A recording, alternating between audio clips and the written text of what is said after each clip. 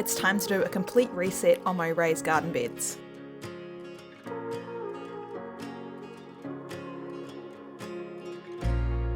Hello and welcome back to my garden in Perth, Australia, which is about a zone 10B. So today we're going to be doing a full refresh and reset of my raised garden beds in the front yard. So it's been a while since I've done this. I haven't really topped them up at all since I installed them a few years ago now. So it's definitely time. I've been putting it off because I didn't want to sort of have them bare or start from scratch, because they have been doing a lot of self-seeding over the last few years and haven't really had to do anything. We've been really self-sufficient and producing a whole lot of food, but it was definitely time. So I ordered a delivery of soil, of a veggie mix, and I know I'll get lots of questions about which soil I've used. So I ended up getting a bulk load of soil delivered from Green Life Soil. I haven't used their bulk soils before, and I went with the veggie mix, the complete veggie mix, which is organic. Just wanted to put that in there. I haven't used this before, but you know, we're going to see how it goes. So to start with, I went around and decided on a few things I wanted to keep in each garden bed, and that is to provide a little bit of shade so that they're not starting from scratch. I'm also using a few different bins to just put all the material in so that I can transfer that into the compost bin. It's easier to do it that way. It's sort of just like a big bucket, and then that will go into the compost bin. Any of the more invasive stuff, like there's a few grasses in there that I didn't want to put in the compost, I'll often put them in a black bucket and solarize them to try and kill off the seeds before they go anywhere into the compost. And the same with the sweet potato vines, because that's sort of how I got sweet potato in one of these garden beds, was from the compost.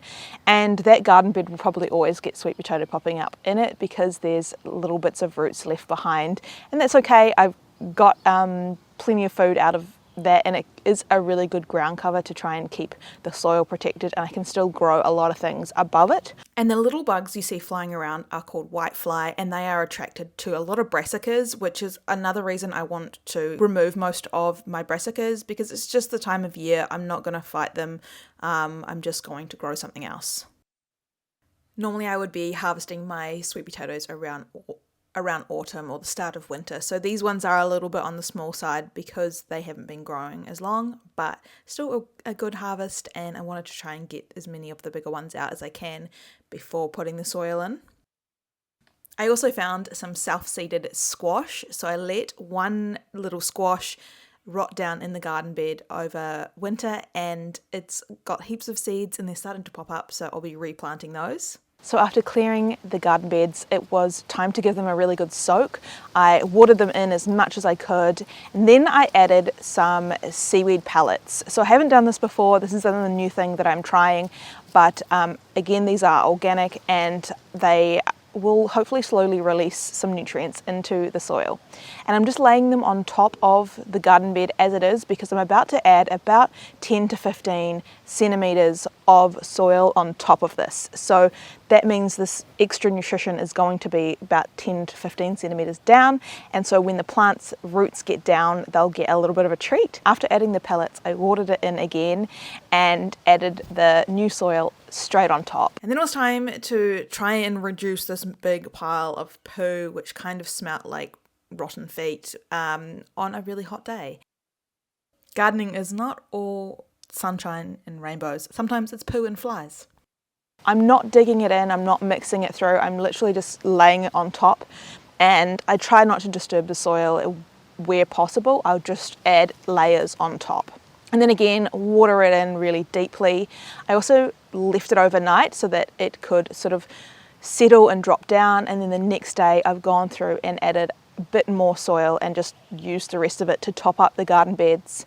And I also put a little bit throughout the garden as well to give some of my other plants a little bit of a boost, a little bit of a food with the leftover soil that I had after filling the raised beds. When I first set up these garden beds, I did add some sticks and green material at the bottom of the beds to sort of bulk them up so I didn't have to fill them with as much soil, and that has been one of the reasons that the soil level has dropped over time.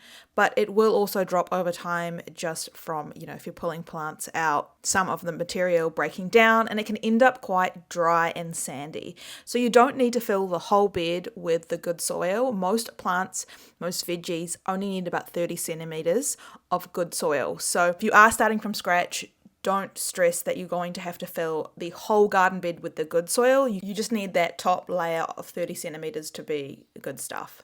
I got the soil delivered onto a tarp, which makes it super easy to get the end of the soil. You can pile it all back together, and it's much easier to clean up afterwards. And after eating countless flies and sweating through a hot spring day, the pile was finally going down. And I'm not going to be adding mulch on top of these garden beds. I am going to be using a little bit of a different strategy. So I've also left this beautiful snapdragon in there, of course. There was no way I was going to be ripping that out. I've got a chili plant. I've left in some garlic chives and this chard, which probably won't make it through summer, but it's giving a little bit of shade as I get my new seeds ready to go in.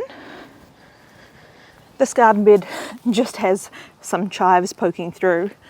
And over here we have more chives, a random tomato plant that I found that I've popped in here, a papaya, some chili seeds that popped up. This one is a pigeon pea. So I'm trialing this in the middle of the garden bed to try and act as a bit of a shade cover for summer, as well as this is a nitrogen fixing plant. I chopped back my red stemmed celery, so I might get another harvest out of that, but that's not something that will thrive through summer, so it could be a temporary thing. And here we have one of my radishes that I've left because I'm going to harvest the seeds out of this as well, but it's also giving me a little bit of shade and protection while I wait for that. So this one is a kohlrabi that's gone to seed. I've never collected any kohlrabi seeds before, so I'm keen to do that, to have a little bit of a stock pile of that. And then this one is the double-headed Romanesco, so we're going to let that one go to seed as well and see what we get. It's also allowing some flowers for the bees while everything else is looking a little bit bare. And then down here there's a little bit of thyme, and this one is the butterfly pea, which I'm hoping is going to climb up my little birdhouse, which really I just use to put my phone and tools in while I'm in the garden. Pansy. So yeah, it's all ready to go. It looks really bare. I miss my wild veggie patch garden, but I know it's going to come back soon because we're going to do a whole lot more plantings. So this is going to be a really good reference point to see what we can grow pretty much from scratch. And now that they are full and ready to go, it's time to start planting seeds. So I've got a whole lot of seeds that I have saved from my garden as well as collected along the way from different places. So make sure you subscribe, and we'll be doing that in an upcoming video. But let me know in the comments what you think I should plant. It's springtime, it's going to be summer planting, so all of the things like capsicums, zucchinis, definitely some edible flowers in there as well. So I'd love to know what you think. Drop them in the comment below.